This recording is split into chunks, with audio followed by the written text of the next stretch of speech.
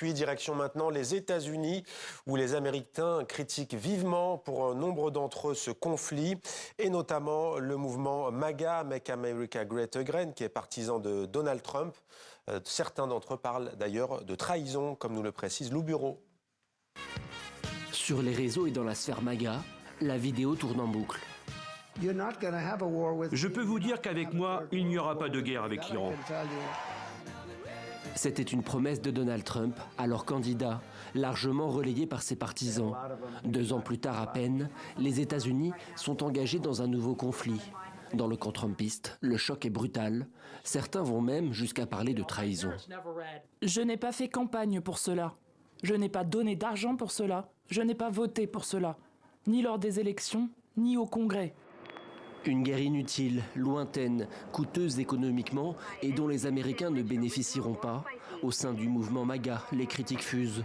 Les images des premiers morts américains sont partagées sur les réseaux sociaux, ravivant les traumatismes de l'Irak et de l'Afghanistan. Beaucoup s'interrogent sur les raisons qui ont poussé Donald Trump à intervenir. Pour le célèbre influenceur Tucker Carlson, proche des réseaux complotistes, la réponse est claire. C'est la guerre d'Israël. Ce n'est pas la guerre des États-Unis. Cette guerre n'est pas menée au nom de la sécurité nationale pour rendre les États-Unis plus sûrs ou plus riches.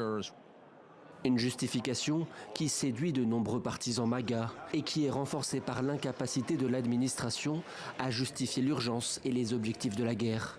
Au cœur de cette séquence, Marco Rubio apparaît sur la défensive devant les journalistes. Le président Trump a décidé d'attaquer en premier, estimant qu'ils allaient nous attaquer. Et il n'était pas question que nous subissions le premier coup de leur part. Une attaque préventive selon la Maison-Blanche, l'argument est loin de convaincre les Américains. D'après un récent sondage, près de 75% des citoyens désapprouvent la guerre contre l'Iran. Un chiffre d'autant plus élevé qu'aucun calendrier clair n'a été donné par l'administration Trump sur une possible fin de la guerre.